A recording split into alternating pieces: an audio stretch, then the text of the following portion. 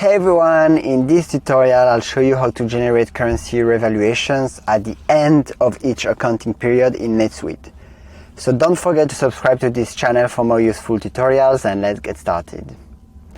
So first we need to navigate to the Revalue open currency balances. So I will go to transactions, then I will look for financial at the bottom, and then you look for Revalue open currency balances. Alternatively, I think you can access this page from the Revalue Open Foreign Currency Balance task on the Period Close checklist. So you need to select a posting period. So here the default one, don't worry, I'm not recording this in January 2001. So you need to select an accounting book. If you use multi-book accounting, the accounting book you select will determine which subsidiaries are available in the subsidiary list. To run month-end currency revaluation for multiple subsidiaries, check the Include Children box. So you enter all the fields as usual. I won't go through every single field. You know how that works. Maybe just one, the match source classification. This one, when you check it, it generates a currency revaluation for each combination of classifications: class, department, location, customer segment with a general ledger impact.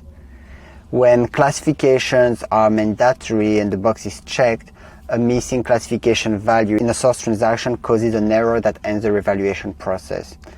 You can select the accounts type that you want to revalue.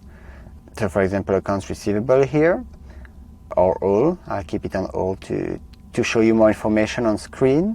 Obviously, if you select the Include Children, this will not apply because all accounts in the selected account category are included. Then you just run the revaluation process by clicking on Save in the top left. If you resubmit the same combination before the first process finishes, you will receive an error. So important considerations. First, please like this video. Second, the maximum number of lines in a currency revaluation is 2,000. Open receivables and open payables are included in a separate currency revaluation transaction from other accounts. The other consideration is that the total variance amount for each currency revaluation transaction created is posted to the unrealized gain/loss account.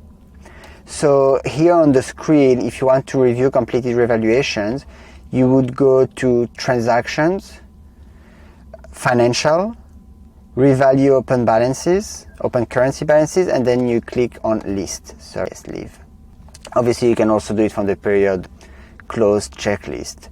So if you found this tutorial helpful, then I would recommend you also visit coleno.com for more information and tools to enhance your accounting processes. Thank you for watching.